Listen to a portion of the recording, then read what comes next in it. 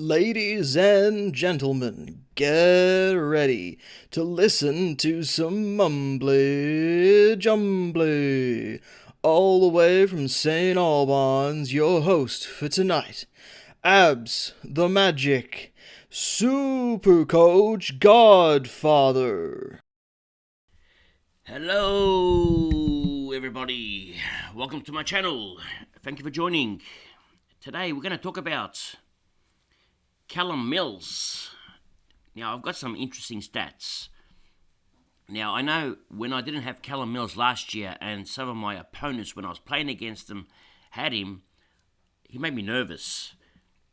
Actually, watching Callum Mills always made me nervous when I didn't own him, and my opponents, like, I'm not going to mention JP's name, but when JP owned him and I didn't, I was always watching him, and he was always getting these bonus points. I don't know where he's getting these points from. Like, he wouldn't touch the ball, then the minute he touches, he gets 20 points. So let's work out this myth about Callum Mills. How does he get all these points? Let's find out. Okay, now he's priced at, what is he, 642k, which makes him one of the Ultra Ubo Primos. Okay, so is he an Ultra Ubo Primo? Well, have a look at last year how he started. He would have made his owners a little bit nervous round one with 84. Then he went 147. Now, these scores are huge. And then down to 70, then to 130, 117, 214, 139. Then he drops to a 60.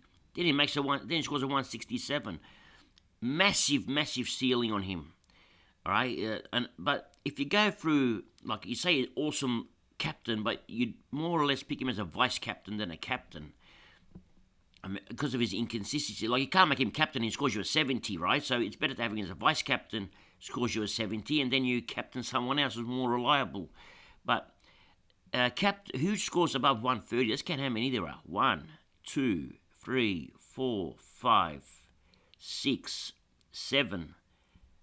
I'll give this one as well. 8. It's 128. So 8 scores above 128 out of 22 games. That's not bad. Just a few low scores in between. Let's see what his role was last year. Okay, we go to CBAs in DFSAustralia.com, all right? And looking at CBAs, where are we? Okay.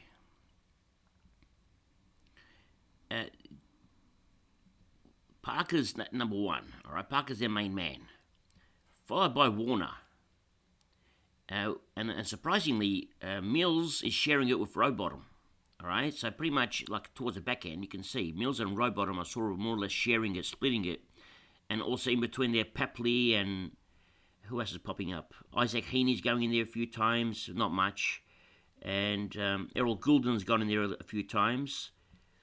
But it's pretty much Mills attending the CBAs, but a lot more at the start of the first half of the season than the back half. Like in the grand final, only 22% CBAs. I mean, how do you change your team on grand final day compared to what you've done previous? For 20, you play a system for the whole season. Why do you change it on grand final day? That doesn't make any sense.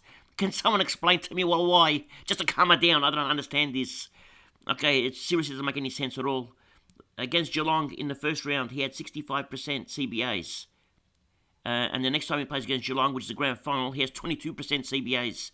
Now, in that game against Geelong in round 2, now I just want to show you something. He scored 147 Supercoach points. It's making me very angry, the horse, sometimes when he does things like this, things like this. Anyway, let's get back on with this. Sometimes coaches have genius plans, but, if it's not broken, don't fix it. He has an awesome position. Why do you give him 22%? Anyway, let's continue. Okay, we're back in DFS still, and we've gone to the heat maps for Mills. Now, I'm going to that second game, all right, where he played against Geelong, and he scored that 140-odd points. He had 19 kicks, 10 handballs, 80% disposal efficiency, 4 tackles, 65% CBAs. Now, let me show you that game against Geelong. They won by 5 goals. Now, why would you take out your best midfielder? You won the game by 5 goals. The most influential player on the ground. You'll take him out on the grand final when he beat this team by himself. Now, I think the horse needs to hire me. I need to talk to him. Someone, if you know the horse, tell him the Scodfather is available to help, because it doesn't make any sense. I'm sorry, but it makes no sense. Anyway, let's go back to these charts now. I'm going to show you something that's very interesting, okay? Now, look at the last couple of games where he started. Like, at the start of the season, he started in the, where is he? Round 1, he started half-back flank. Now, in that round 1 game, he scored 80. This is fantasy points. Now, let's get here. Supercoach. Okay, in that round 1 game, where is it? All right, in that round 1 game, he started half-back flank, scored 84. All right, so the best midfielder in round 1. He played more as a defender, all right, which is, we don't want him here, all right? Now, in that round 2 game, played in the midfield. Well, a lot of it actually on the wing, all right? But still, started CBS, a lot on the wing. Actually, I'm surprised by all this wing action. In round 3, what did he do? More in the midfield, but didn't score much. 70 points in this game,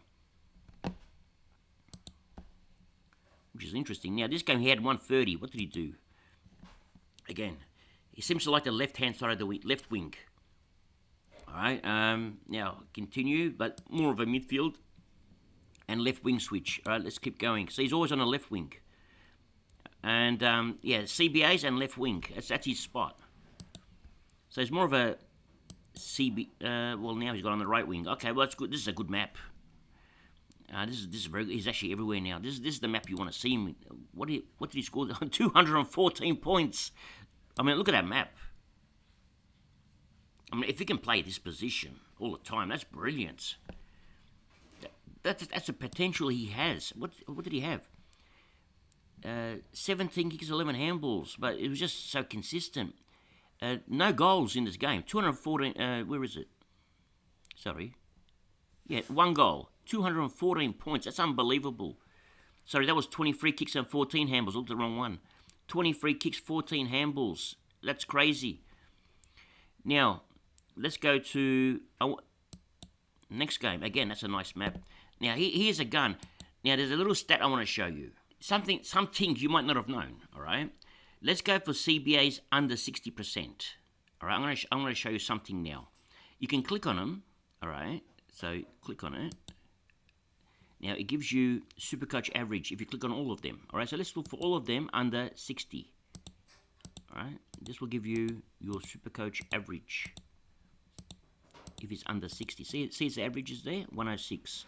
So under 60, that's for 2022. Keep going. That's a 61. Okay, so under 60%, you're still going at 109.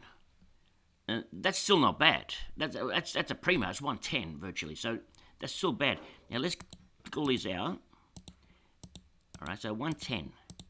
Now let's look for when he's over 60. What does he get? All right, let's go over 60. All the ones over 60.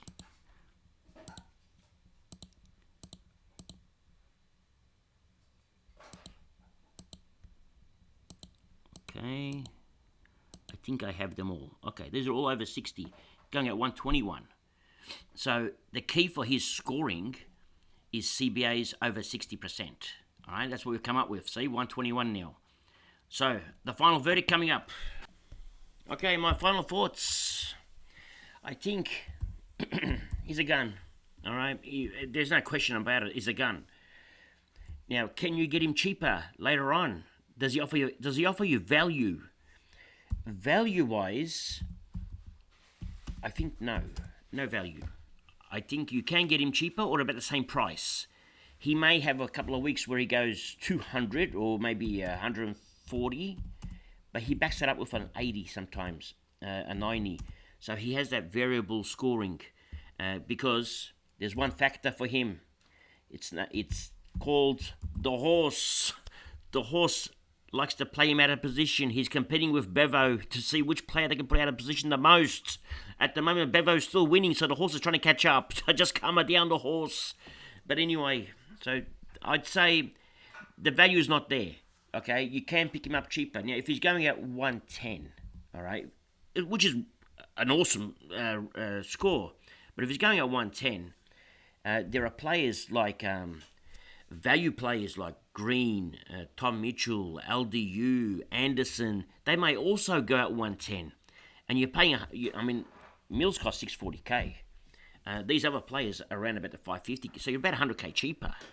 So, in regards to value, the value is actually in the 550k players this year. So you can pick up Mills cheaper later on if his price fluctuates. However, if his price goes at 140s and 130s, that's not going to happen. You won't be able to pick him up. It'll be too late. The horse would have bolted. Mind the punt. The other horse, it would have bolted, so you probably won't be able to get him. So it's something you need to think about. So with this one, it's go with the hearts. Okay, am I going to get him? You ask. I hear someone asking me, Scodfather, are you going to get him? Just calm it down. For me, I'm 50-50 on it. I'm not sure yet. Okay, I haven't decided. He hasn't been in many of my teams. He's been in about 2 or 3 of them out of 2,000.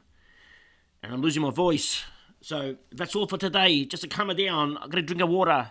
And remember one thing. It's nice to be important, but it's important to be nice. Ciao for now.